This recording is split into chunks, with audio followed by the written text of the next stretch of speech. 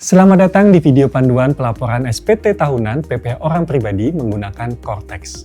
Saat ini, Cortex tersedia dalam dua bahasa, bahasa Inggris dan bahasa Indonesia.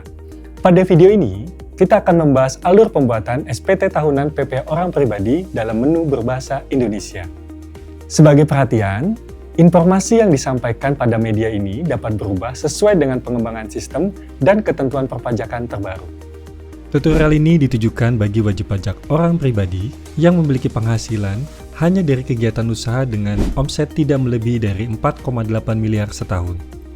Jika kawan pajak juga memiliki sumber penghasilan lainnya, seperti penghasilan sebagai pegawai, pekerja bebas, atau penghasilan dalam negeri serta luar negeri, silakan dapat menyimak video panduan lainnya pada channel YouTube @Dijenpajak.ri. Berikut merupakan 3 tahap dalam melaporkan SPT tahunan PPh Orang Pribadi. 1. Siapkan dokumen pendukung. 2. Login dan buat konsep SPT tahunan. 3. Mengisi dan menyampaikan SPT tahunan.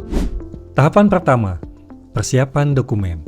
Pada tahap pertama ini, silakan kawan pajak mempersiapkan dokumen pendukung yang dibutuhkan untuk melaporkan SPT tahunan orang pribadi, seperti daftar peredaran usaha dalam 1 tahun, bukti pemotongan atau pemungutan PPh dari lawan transaksi, daftar harta atau aset dan utang yang dimiliki, serta daftar anggota keluarga dan tanggungan.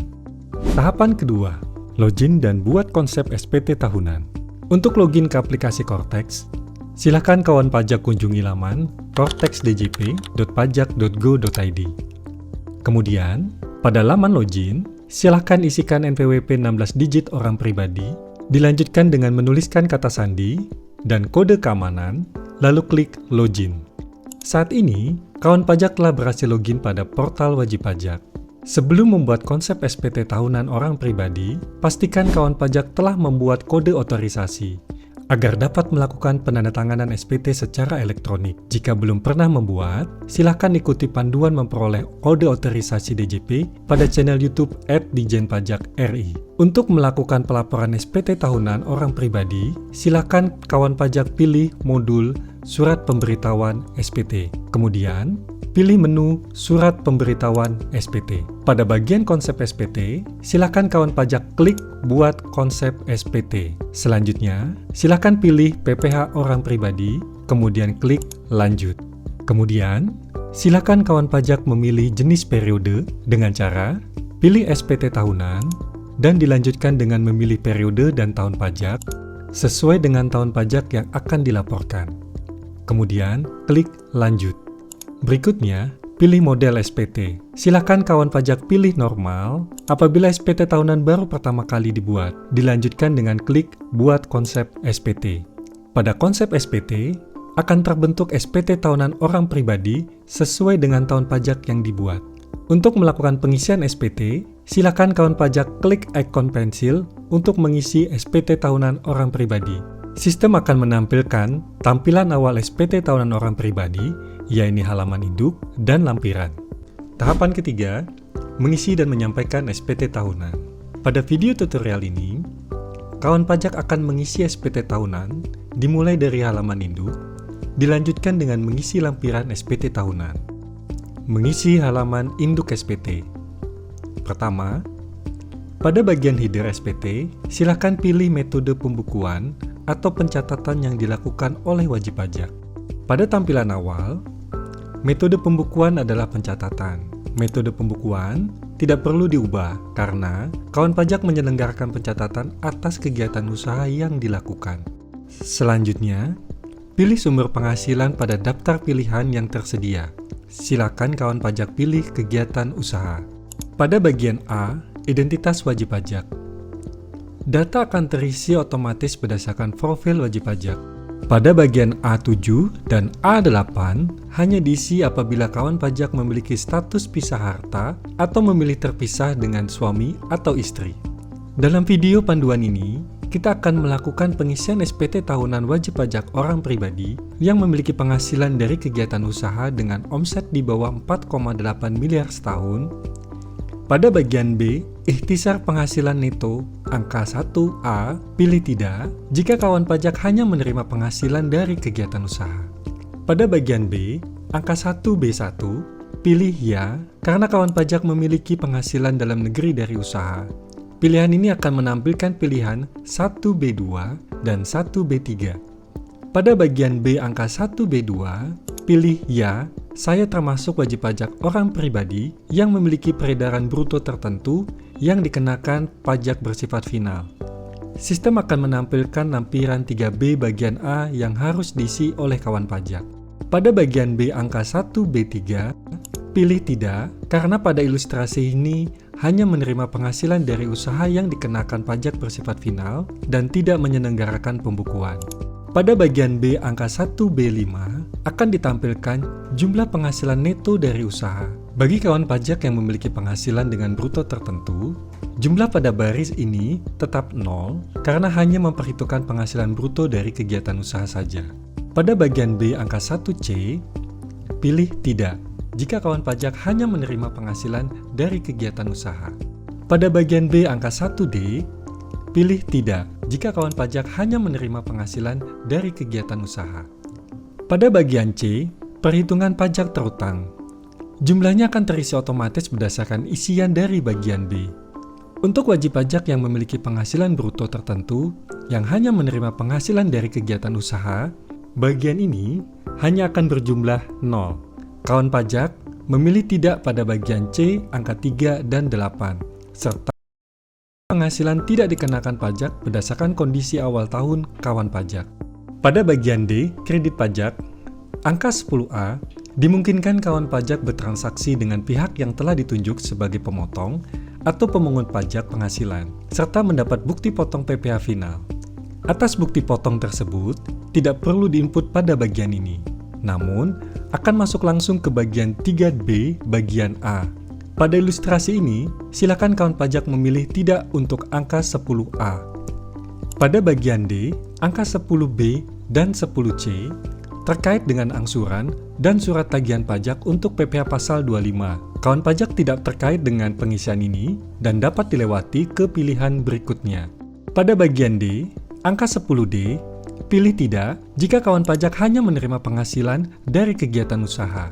Pada bagian E, PPh kurang atau lebih bayar, menampilkan hasil penjumlahan otomatis dari bagian sebelumnya. Bagi kawan pajak yang memperhitungkan PPh finalnya hanya berdasarkan penghasilan bruto dari kegiatan usaha, pada bagian ini akan terisi 0, sehingga angka 11A, 11B, dan 11C dapat dilewati pengisiannya. Bagian F, pembetulan, hanya diisi jika model SPT tahunan adalah pembetulan. Pada bagian G, permohonan pengembalian PPh lebih bayar. Karena kawan pajak menggunakan perhitungan pajak penghasilan bruto tertentu, silakan lanjut ke tahap berikutnya. Pada bagian H, angsuran PPh pasal 25 tahun berikutnya. Karena kawan pajak menggunakan perhitungan pajak penghasilan bruto tertentu, silakan kawan pajak menjawab tidak di bagian H, angka 13A, 13B, dan 13C. Pada bagian I, pernyataan transaksi lainnya, angka 14A, harta merupakan isian wajib pajak pada SPT tahunan orang pribadi. Pengisiannya akan berada pada lampiran L1 bagian A. Pada bagian I, angka 14B, pilih ya. Karena pada ilustrasi ini, kawan pajak memiliki utang. Kawan pajak akan diminta untuk mengisi lampiran L1 bagian B. Pada bagian I angka 14C, pilih ya. Kawan pajak memiliki penghasilan dari usaha yang dikenakan PPh final.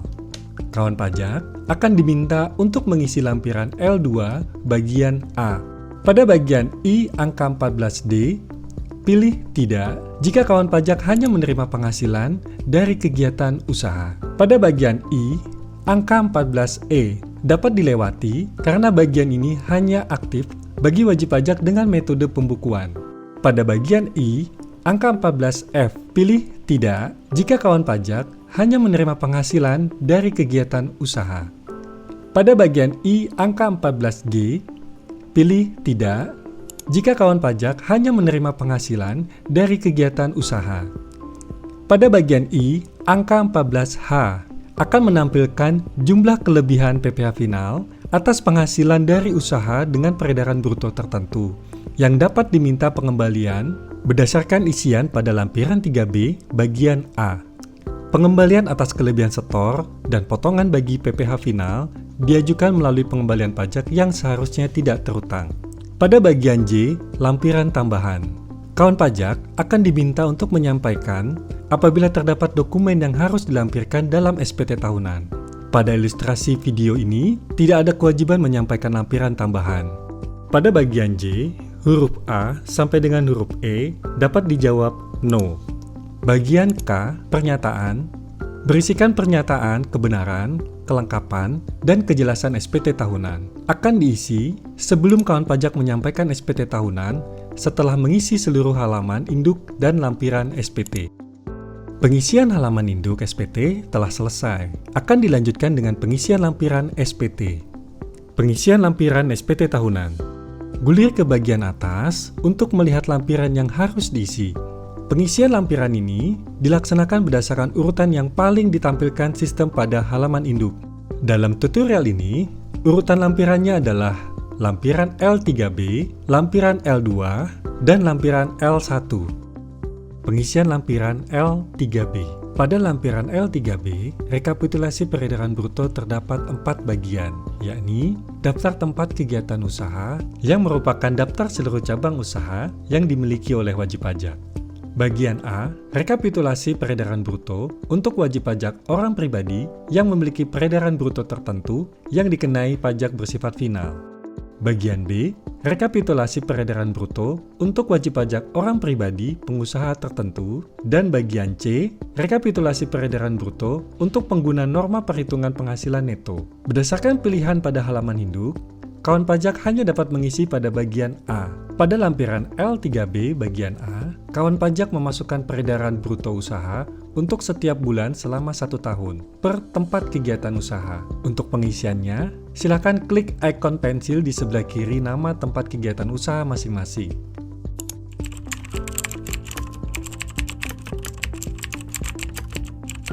Jika sudah lengkap dan sesuai, klik simpan. Setelah pengisian peredaran bruto selesai, kawan pajak dapat memeriksa kembali beberapa hal. Pertama, apakah omset yang dimasukkan sudah melewati batas peredaran bruto yang tidak dikenakan PPh final, yaitu penghasilan bruto sampai dengan 500 juta dalam 1 tahun. 2. Apakah data penyetoran yang ditampilkan oleh sistem sudah benar? 3. Kawan pajak dapat memasukkan nilai PPh final yang telah dipotong atau dipungut oleh pihak lain berdasarkan data bukti potong atau bukti pungut yang diterima. Apabila terdapat selisih kekurangan penyetoran PPh final setiap bulan, silakan kawan pajak menyetor kekurangan PPh final tersebut dengan melakukan penyetoran mandiri sebelum menyampaikan SPT tahunan. Namun, jika terdapat selisih kelebihan penyetoran atau pemotongan, total selisih kelebihan penyetoran atau pemotongan akan ditampilkan pada halaman induk bagian I angka 14H dan dapat mengajukan permohonan pengembalian pajak yang seharusnya tidak terutang pada modul pembayaran. Pengisian lampiran L2. Pada lampiran L2 terdapat 3 bagian, yakni bagian A, penghasilan yang dikenakan pajak yang bersifat final. Bagian B, penghasilan yang tidak termasuk objek pajak. Bagian C, penghasilan neto luar negeri. Berdasarkan pilihan pada halaman induk, kawan pajak hanya dapat mengisi pada bagian A. Pada lampiran 2 bagian A, sistem akan mengisi otomatis untuk 2 jenis data, yaitu data penyetoran sendiri PPh final dengan kode akun pajak 411128 420 dan data penghasilan dari bukti pemotongan PPh final. Atas data yang ditampilkan, silakan kawan pajak memasukkan nilai dasar pengenaan pajak atas penyetoran PPh final secara mandiri dengan melakukan klik pada ikon pensil. Pengisian lampiran L1. Lampiran L1 merupakan lampiran yang otomatis muncul pada SPT tahunan orang pribadi yang terdiri atas 5 bagian, yaitu bagian A, harta pada akhir tahun pajak, bagian B, utang pada akhir tahun pajak, bagian C, daftar anggota keluarga yang menjadi tanggungan, bagian D, penghasilan neto dalam negeri dari pekerjaan, bagian E, daftar bukti pemotongan atau pemungutan PPh. Dalam ilustrasi ini, kawan pajak hanya mengisi lampiran L1 pada bagian A, B, dan C. Pada lampiran L1 bagian A, sistem akan mengisi otomatis data harta berdasarkan SPT tahunan orang pribadi pada tahun pajak sebelumnya. Silakan kawan pajak cek posisi harta pada akhir tahun pajak pelaporan dan lengkapi data yang sudah ada, atau dapat menghapus data harta yang sudah tidak dimiliki atau dikuasai. Pada lampiran L1 bagian B, sistem akan mengisi otomatis data utang berdasarkan SPT tahunan orang pribadi tahun pajak sebelumnya. Silakan kawan pajak cek posisi saldo utang di akhir tahun pajak pelaporan dan melengkapi data yang sudah ada atau dapat menghapus data utang yang sudah tidak dimiliki. Pada lampiran L1 bagian C, sistem akan mengisi otomatis data keluarga berdasarkan data pihak terkait pada akun wajib pajak khusus yang termasuk dalam kategori tanggungan. Apabila datanya tidak sesuai, kawan pajak dapat melakukan perubahan data pada submenu perubahan data informasi umum dan pihak terkait di halaman profil wajib pajak. Pengisian lampiran sudah selesai. Silakan kawan pajak kembali ke halaman induk untuk submit SPT tahunan orang pribadi. Pada bagian K, pernyataan. Silakan kawan pajak centang pernyataan bahwa SPT tahunan yang telah diisi sudah benar, lengkap, dan jelas. Silakan klik bayar dan lapor. Akan muncul notifikasi sebagai berikut. Selanjutnya, silakan kawan pajak menandatangani SPT tahunan secara elektronik. Pada bagian penyedia tanda tangan, pilih kode otorisasi DJP. Selanjutnya, masukkan paspres kawan pajak, lalu klik simpan, dan dilanjutkan dengan klik konfirmasi tanda tangan. Status SPT tahunan akan otomatis menjadi dilaporkan. Hal ini dikarenakan penyetoran PPh final telah dilaksanakan sebelum SPT tahunan dikirim. Kawan pajak dapat melihat bukti pelaporan SPT tahunan PPh orang pribadi pada submenu SPT dilaporkan. Selamat! Kawan pajak telah berhasil melaporkan SPT tahunan PPh orang pribadi melalui Cortex. Jika kawan pajak masih memerlukan bantuan, silakan kunjungi www.pajak.go.id, hubungi Krim Pajak 1500200, dan subscribe channel YouTube @Dijen-Pajak-RI untuk menyimak video panduan lainnya. Pajak tumbuh, Indonesia tangguh.